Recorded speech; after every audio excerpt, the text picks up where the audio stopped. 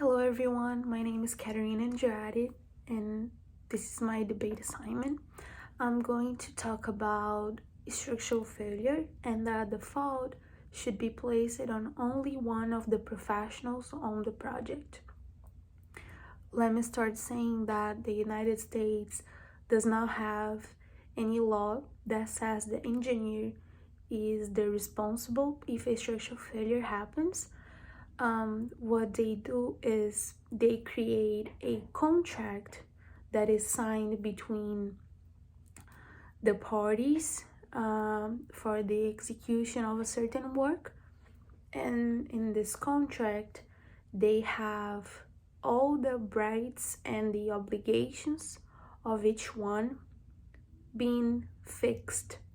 And then if the professional does not execute the project as specified in the contract, the person will assume responsibility. When any catastrophes like this happens, an investigation will start into the project to investigate the possible reason for the structural failure, and when they find out, the judge will say who is the responsible based on the contract. So the judge is gonna analyze this contract and say, this is the person responsible for that. And then when the judge finds out who was the liable, the person will have to pay a fine and may even have his or her work permit seized. And this is why if a structural failure happens, the fault should be placed on only one of the professionals on the project. The first example I want to introduce is the Grenfell Tower. It is a residential building in the United Kingdom that caught fire due to one electrical fire in a refrigerator, which is spread due to the panels installed in the cladding of the building that were highly flammable. Here's the building.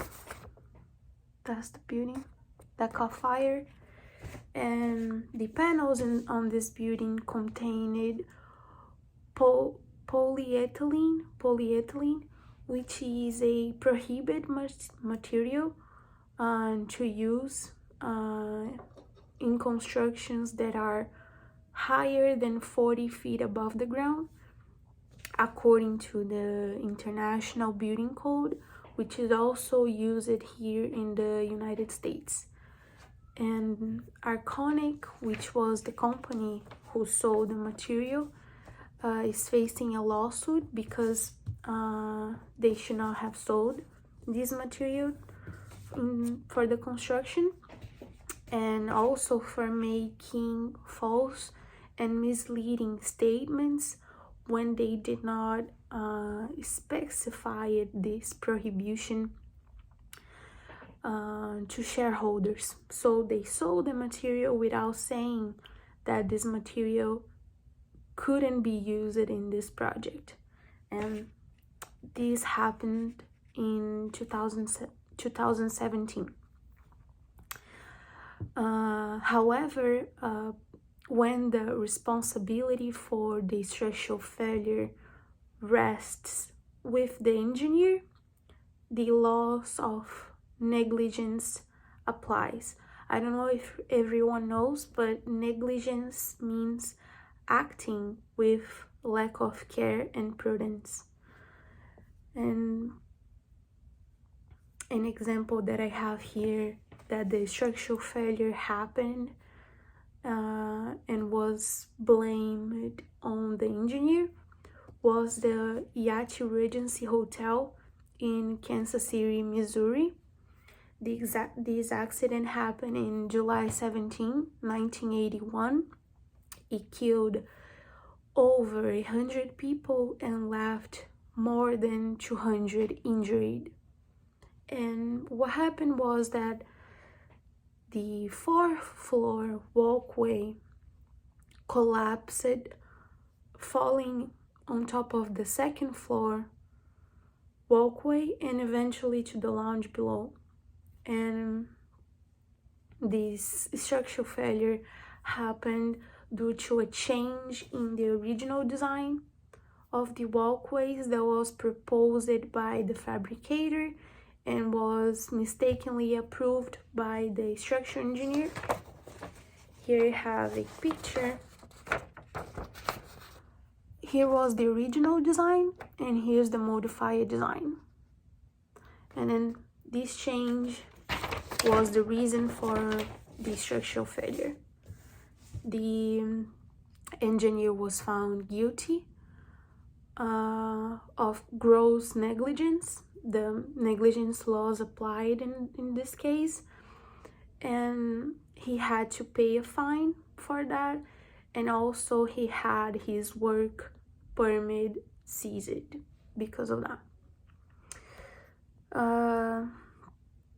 So what I believe is that in both of these cases that I presented, the judge acted correctly, placing the blame on a single person of the project. The liable person must bear the consequences of his or her own acts without involving other innocent workers who did their job correctly. I don't think it's fair for other people to pay for someone else's lack of attention and have to pay fines and possibly even lose their work rights. So that's it, guys. Thank you.